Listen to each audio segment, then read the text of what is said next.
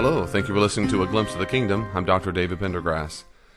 Today I want to talk about something that is a major topic for almost, if not every religion on the planet to some degree, because it's part of the human condition, and that is suffering. Everyone knows Siddhartha Gautama, or the Buddha. The Buddha himself said that all life involves suffering, or dukkha, as they call it. All of it involves suffering, and since everything involves suffering, the goal is to stop suffering. Well, the reason why you suffer is because you have desires, or tanha, as they call them. So the whole goal of existence, at least while you're on earth, is to stop having desires so you don't suffer. Because the whole goal of existence at large is to stop existing. Yes, that is Buddhism in a nutshell. That's what the Buddha taught. Because you're stuck reincarnating over and over and over in a cycle of samsara, and the goal is to reach nirvana, or as nirvana translates, maybe like extinguished. So the goal is to stop having desires so you don't suffer. If you don't suffer and you stop having desires, you can live a virtuous life and then reach nirvana. So he argued that all life involves suffering. That's just one religion of many religions. All religions have to say something about why there's suffering in the world. By the way, not just religious people, but everybody has a worldview. So it's a fair question for atheists, for people who believe in a flat earth. I mean, everybody has to answer the question, if you think about it, why do you think there is suffering in the world? So this is not a Christian problem. It's not a religious problem. It's a human problem, which means every single person who gives an answer can either be compelling or not compelling. For example, in Hinduism, all of life is an illusion. Now, not every Hindu thinks this, but it's a large segment of Hindu scholarship believes that it's all illusion. Well, I don't find that compelling. I think that suffering is a real thing, and I think that humans are real. I think that morality is real and so forth. My point is only here. I'm not talking about Hinduism or Buddhism today. I'm only saying all religions, and even atheists, have to figure out why they're suffering. Atheists are going to say, well, because we evolved, and that's what it takes to survive.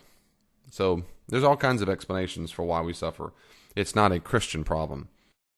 But by far, the most common explanation for why a person can't believe in any God at all, and certainly not the Christian God, and the number one reason why Christians leave their faith, is because of evil and suffering. Now, there's a whole lot of work on this issue. You can do a lot of research to figure out where the classic arguments come from, but they've been around for a long, long time. And let me put this just in a colloquial, real simple way. The classic argument goes like this. If God is all good, or you might say omnibenevolent, if you like your Latin words, all good, he wouldn't allow evil and suffering. If God were all powerful, he wouldn't allow evil and suffering. Or you might say omnipotent for all powerful. So either God is either not all good or not all powerful, or perhaps both. So it goes like this. There is no way, let me say another way, there is no way an all good, all powerful being would allow evil and suffering. Therefore, God doesn't exist. Now, however you look at it, however the argument goes, basically that's what it comes down to. That's it. Now, let me say a few things in response to that if I can. First, let's get one type of suffering out of the way with celerity, namely, suffering caused by someone else's evil choices. Now, every time someone is murdered, beat up, raped, lied to, betrayed, etc., it's because a human has made an evil choice.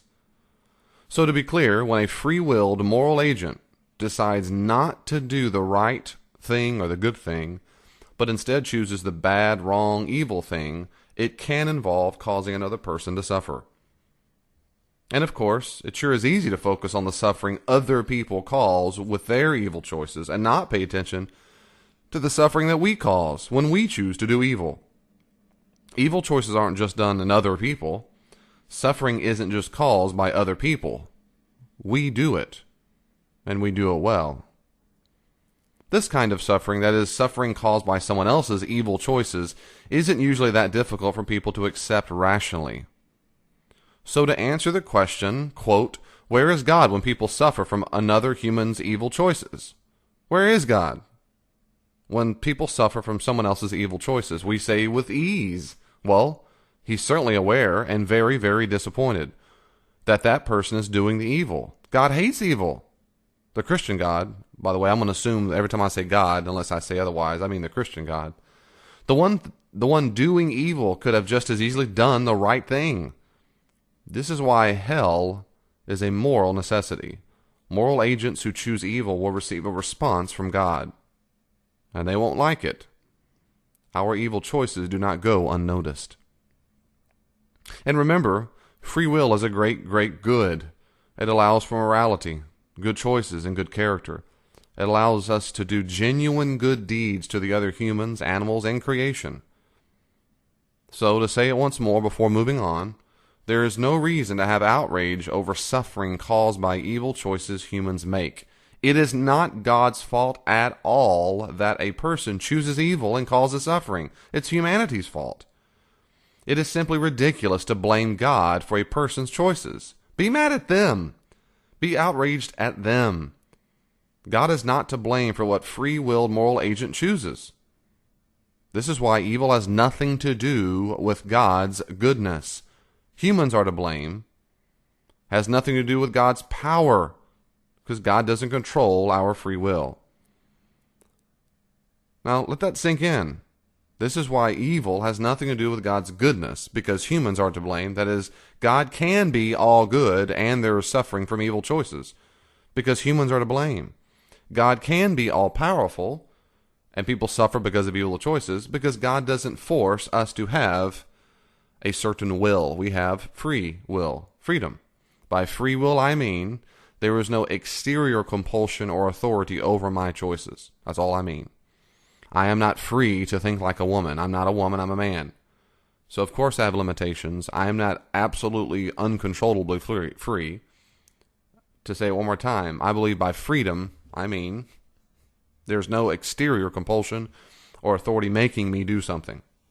Making my choices. Whether I choose to eat pizza or fish, I choose it just because I'm a human agent. I choose in my mind what I want to do. So God is not to blame for the evil in the world. What I choose to do with my free will is my choice. What Jeffrey Dahmer chose to do with his free will to kill people and eat them was his free choice. Mother Teresa's free will. Jesus had free will. Humans have free will, and what we choose to do with it is our responsibility. That allows us to have genuine opportunity to love. I can serve you because you make me. I can serve you because you might threaten that you're going to punish me. But for me to give a genuine, free, loving act, I have to be free to do it. Which means I have to be free to not love. Which is the opposite, of course, and that's evil. The bottom line is, it's not a rational problem at all that people have free will. God made us with free will because He wants us to be able to freely love each other and freely love Him. Otherwise, we're just robots. We're just automatons, and that's not what we need to be. Second, there is a kind of suffering that any rational human basically accepts. This is the kind of suffering we experience when we're the cause of the suffering, or when we've given someone else permission to cause me to suffer. I'll say that one more time. It's the kind of suffering we experience when we're the cause of the suffering, or when we've given someone else permission to cause me to suffer. When my muscles hurt after I've been in the gym, it's perfectly acceptable to me. It's my fault. I chose it. I chose to go to the gym. That kind of suffering is acceptable and fair. When I suffer at the doctor's office, when the needle is inserted into my arm, it's perfectly acceptable to me. It's my fault that I went to the doctor when sick. I chose to be in this position and knew the consequences. There is no moral outcry over this kind of suffering. I might not like it when the needle's in my arm, but there's no moral outcry. How dare you, doctor? Right? I chose to go to the doctor, I knew the consequences, and I gave the doctor permission to cause me to suffer. Now, the same is true for suffering that other people experience when they are the cause of the suffering. For example, when someone crushes a can on their forehead and causes a terrible headache after, that's perfectly acceptable to me. It's his fault. He's the moron. That suffering is acceptable and fair. There's no moral outcry over this kind of suffering. That person just chose to cause their own suffering. If I want to hit myself in the face and it stings and hurts, that's the same thing. I chose it. Other people can choose their own pain. So, No one has a moral outcry for that. So there's no real moral outcry, the fact that people do evil, and there's no real moral outcry for suffering that I do to myself, or that I let someone do to me, or when I see other people suffer themselves because they caused it. Well, that's almost all suffering on the planet. That's almost all suffering. Think about it. Think how much suffering goes on in the world because of evil choices, murder, rape, stealing, gossip, and then suffering that person just does to themselves because they're just being stupid, or they're immature. The bike ride, they were trying to do a trick and they fell down and broke their leg. Why would God let them break their leg? If he were good, he would have protected them. I would say, dummy, don't try that trick again, or get better at it before you try it on the real pavement. But why is there wouldn't be a moral outcry over that. By default, no one gets mad about that. The kind of suffering that demands an explanation by most people is when a person suffers, don't miss this, for a reason that is not caused by the person. That is, people especially demand to know why suffering occurs when a person is a victim. It's basic human psychology. We all want to know why we're experiencing suffering to determine if the suffering is fair or not. One of the most disturbing things I've ever heard, ever, besides my wife saying, "Can I buy this?" is, I'm sorry, that was a bad joke. I'm about to say something serious and that sounds awful. Really, seriously, one of the most disturbing things I've ever heard was when a woman called, I think it was on the news, I heard a woman called 911, and they played the call. She was fighting off an attacker who was about to rape her.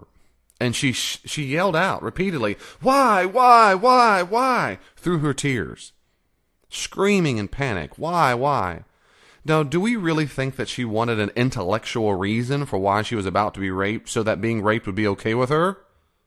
Well, that's nonsense. The reason why she bursts out with those repeated demands to know why is because of humanity's deep-rooted sense of justice. It's not fair that this man is about to rape her. It's not fair. She wants to know why he would do this to her when she's done nothing to deserve it. If he were to give her a reason that he thought was justification, would she have said, "Oh, I get it, go ahead and rape me"? Of course not, because she's a victim. I imagine another thing she would have screamed out had it occurred to her in that horrible event is this: "Don't do this. This isn't fair. I don't deserve this." And she'd be right. She would be vindicated. He should be in prison being raped. My point now is this: the moral outcry people have towards suffering really only occurs when a person feels that the suffering isn't fair, when it's not deserved. We demand to know why. When the person who is suffering isn't the cause of the suffering, or didn't give someone else permission to cause the person suffering, well, then we're a victim. So the real problem with suffering is this. Here it is. There is suffering in the world that is not the person's fault. That's what bothers people. And the demand humans have from God is this: why do you allow suffering for which there seems to be no justification? That is, why do humans suffer at times when it wasn't their fault? Why would God cause or allow that kind of suffering? That's a good question. That's a fair question. And I have a lot more to say about it in the next podcast. Now, if you caught this podcast through Twitter, make sure you go to iTunes. On iTunes, look for the podcast, A Glimpse of the Kingdom. A Glimpse of the Kingdom on iTunes, and you'll find all the podcasts I've given. And you'll be sure to find part 2, where I respond to, from a Christian perspective, to give you answers to the question, why does God allow suffering for which there seems to be no justification? Suffering that doesn't seem to be fair. God bless you, and I'll see you next time. Thank you so much for listening to A Glimpse of the Kingdom. If you would like to ask me a question, contact me on Twitter at Dr. D. Pendergrass, at Dr. D. Pendergrass, and I'll do my best to address your question sometime on the air. And if not, doesn't mean I don't like you, just means I didn't have a chance to get to it. So let me know what your questions are. If you want more theological reflection, go to davidpendergrass.com. If you want more information about what I do in consulting, leadership consulting and consulting for churches, and also my marriage workshop, go to davidpendergrassconsulting.com.